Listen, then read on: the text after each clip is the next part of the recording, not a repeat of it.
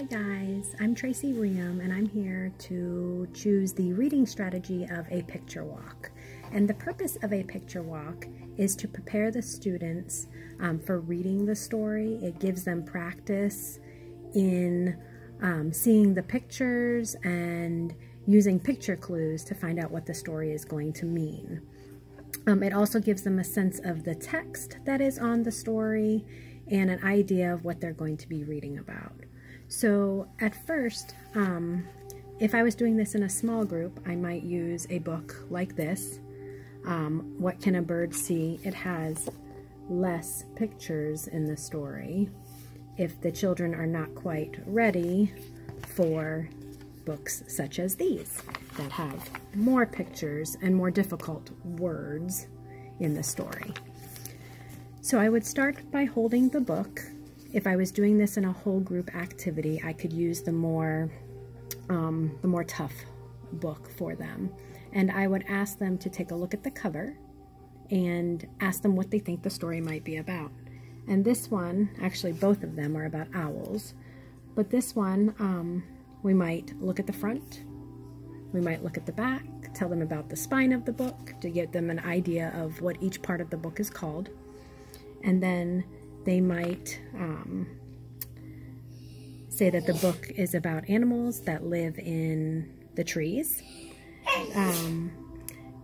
Once we open up the story, I would go page by page and ask the students what the book might be about and what they think it might be about. So here they would say, oh, it's a tree. I would say, okay, well, what else is around the tree? Well, nothing except for a big grassy area. Turn the page. What do you see here? They would say, oh, I see the roots in the tree. That's a great vocabulary word. This is a great opportunity to strengthen their vocabulary skills. The grass is growing above the ground. We can see under the ground. Here they might say these are squirrels or chipmunks, not sure. And what are they doing? They are gathering acorns or nuts. Again, we're not positive. What time of year do you think it might be? And by the looks of the leaves, it might be fall. This picture, if you look very closely, you can see a line of ants crawling up the tree. And here, there's a big spider web in this page of the book. It looks like maybe the sun is coming up.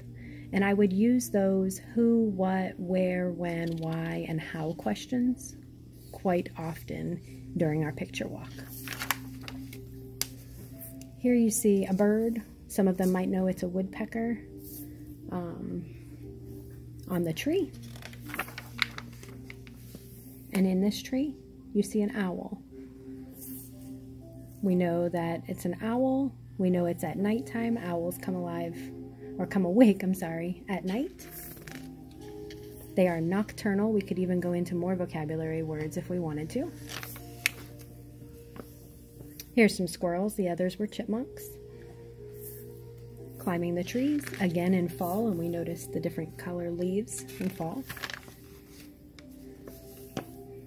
Here's a nest with some baby birds and blue eggs, so they would tell me what those are, where they are.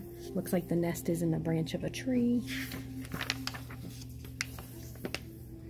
And here's a cocoon, but they may not know that that's a cocoon because it doesn't look similar to what a butterfly cocoon might look like. Leaves, and on the leaf, really, really small, is a ladybug. The very last page of the story, there's children swinging on that same tree.